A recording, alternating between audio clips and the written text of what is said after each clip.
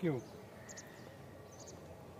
जी बिल्कुल, Bangladesh under 19 cricket team का दौरा Pakistan Multan international cricket stadium में ये जो मुकाबले थे जारी रहे।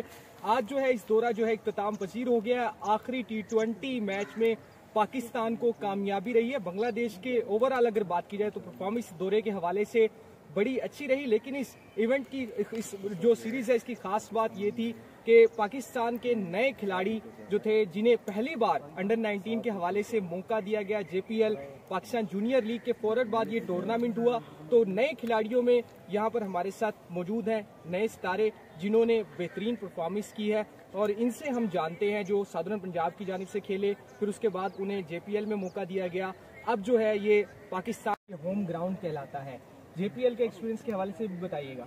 जी, सदरन पंजाब ने मुझे काफ़ी सपोर्ट किया है। पहले साल अल्हम्दुलिल्लाह सारी मैचेस मिले मुझे और हम चैंपियन भी हुए हैं, और उसके बाद PGL में भी मैं वाइस कैप्टन था गवादर शाह का, उधर भी अल्हम्दुलिल्लाह परफॉर्म किया है, और उसी परफॉर्मेंस पे हम इधर आए हैं। पहला एक्सपीरियंस था, काफ़ी कुछ सीखने को मिला है, और अल्हम्दुलिल्लाह इंशाल्लाह आगे अपना बेस्ट देंगे और पाकिस्तान को रिप्रेजेंट करेंगे।